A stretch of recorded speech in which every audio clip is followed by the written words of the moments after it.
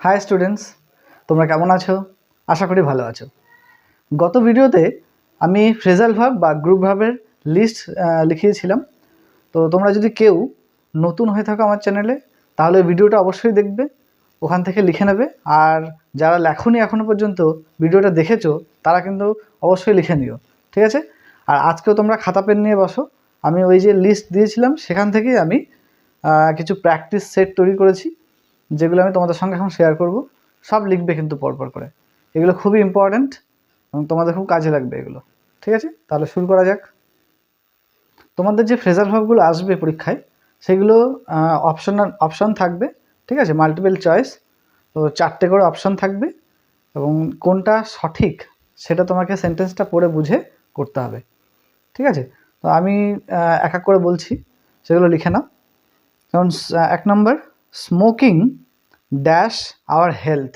Smoking dash our health, ঠিক আছে? ড্যাশের জায়গায় তোমাকে যেটা সঠিক উত্তর সেটা লিখতে হবে। আমি 4টে অপশন বলছি: act for, act on, act from, act up to.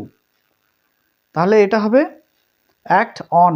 Act on মানে হলো অ্যাফেক্ট বা হার্ম, মানে ক্ষতি করা। তোমরা যদি লিস্টটা পড়ে থাকো তাহলে কিন্তু এটা পারবে। তাই অনুরোধ, তোমরা লিস্টটা কিন্তু অবশ্যই পড়ো, কিন্তু ওটা মুখস্থ করতে হবে। 2 নম্বর হচ্ছে none can dash such insult. তাহলে কেউ এই ধরনের অপমান সহ্য করতে পারে না।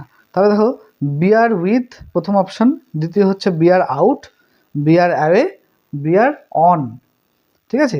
এটা তাহলে কি হবে? দেখো, সহ্য করা ইংরেজি কি? টলারেট বা এন্ডিওর। তাহলে এটা বিয়ার উইথ হবে বা পুট আপ উইথ হবে, ঠিক আছে? উত্তর হচ্ছে বিয়ার উইথ বা পুট আপ উইথ।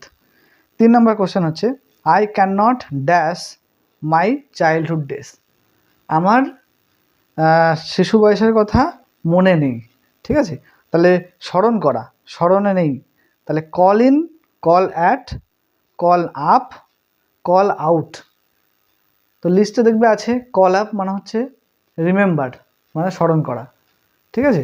তাহলে এটা উত্তর হবে কল আপ। রিমেম্বারের হচ্ছে কল আপ হয়, ঠিক আছে?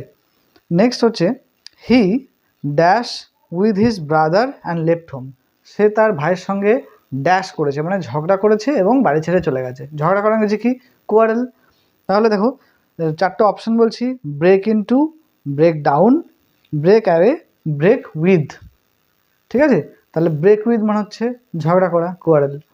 এখানে ফল আউট যদি থাকতো তাহলে ফল আউট হতো উত্তর, ঠিক আছে? তাহলে এটা ব্রেক উইথ হবে। ব্রেক উইথ মানে হচ্ছে কোয়ারেল, ঝগড়া করা। 5 নম্বর হচ্ছে দ্য পেশেন্ট উইল ড্যাশ সুন। রোগীটি খুব শীঘ্রই কী হবে?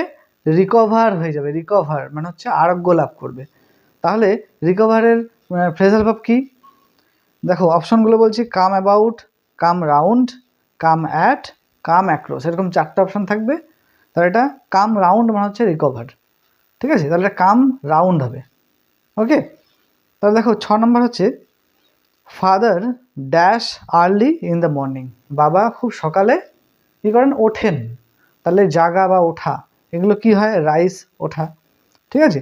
তাহলে অপশনগুলো হচ্ছে get down, get at, get up, get along. তাহলে এটা গেট আপ। গেট আপ মানে হচ্ছে ওঠা, সাধারণত আমরা জানি, ঠিক আছে? প্রত্যেকটা কিন্তু পরপর লিখে নিতে হবে। আর তোমরা যদি মানে প্রবলেম হয়, তোমরা একটু পজ করে করে দেখবে, পজ করে করে তোমরা লিখবে, তাহলে সুবিধা হবে, ঠিক আছে? নেক্সট নাম্বার হলো প্লিজ ড্যাশ দ্য লাইট। দয়া করে লাইটটাকে ড্যাশ করো। ড্যাশ মানে হচ্ছে সুইচ অফ করো, মানে বন্ধ করো, ঠিক আছে? লাইট, ল্যাম্প, যে কোনো অফ করার ক্ষেত্রে, আগুন নেভানো, এগুলোর ক্ষেত্রে কি হয়?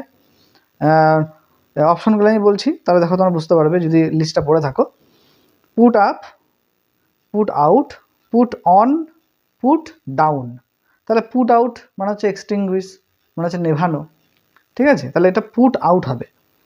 নেক্সট নাম্বার হচ্ছে the teacher can't dash English. তাহলে শিক্ষকটি ইংলিশ ড্যাশ বোঝেন না, ঠিক আছে?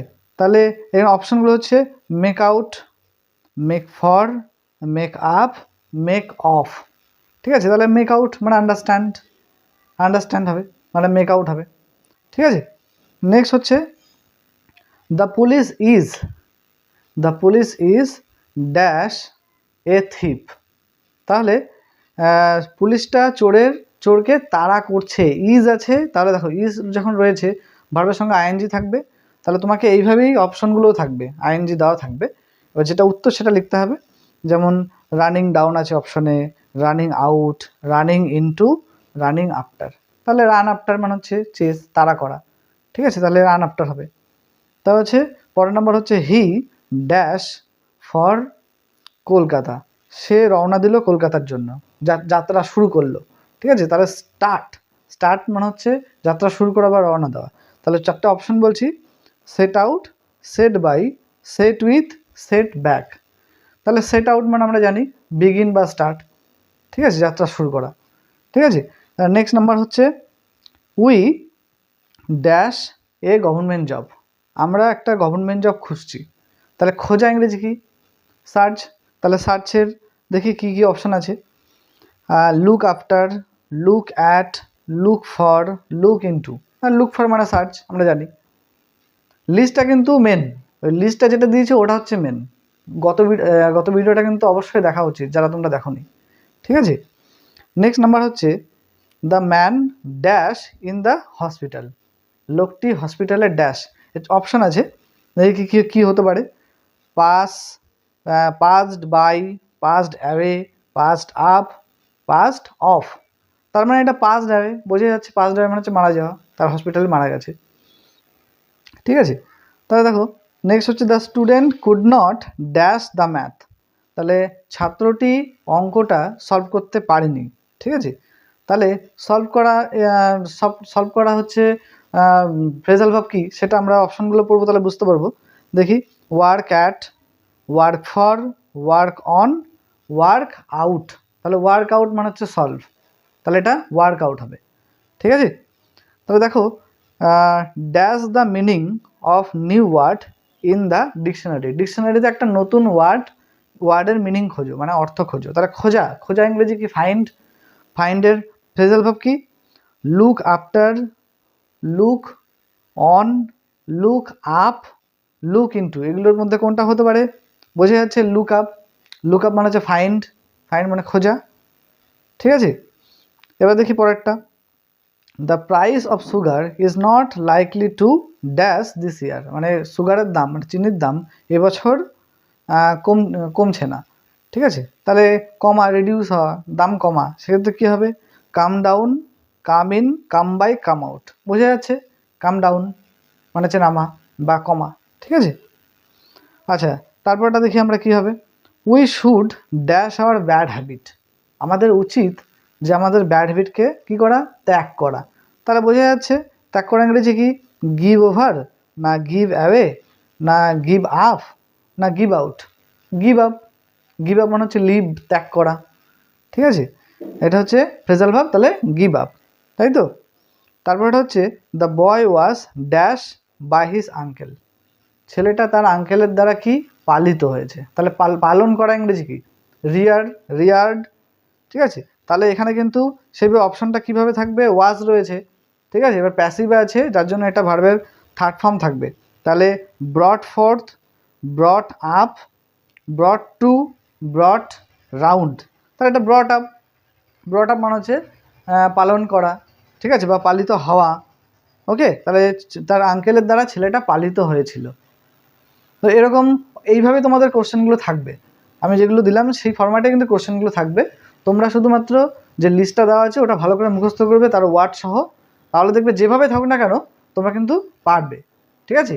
এটা আমি জাস্ট কিছুটা দিলাম, অল্প দিলাম, আমি এরপরে আরও দেবো, ঠিক আছে। এবার একটা ভিডিও বেশি দেওয়া মানে কি ভিডিওটা অনেক লং হয়ে যাবে, ঠিক আছে, তার জন্য দিলাম না। তো তোমরা ভালো করে লিস্টটাকে কিন্তু ভালো করে কমপ্লিট করো, কিন্তু মানে ওইটাকে মুখস্থ করো একদম, ঠিক আছে। ঠিক আছে, তাহলে পরের ভিডিওর জন্য তাহলে অপেক্ষা করো। আজকের মতো টাটা, বাই বাই।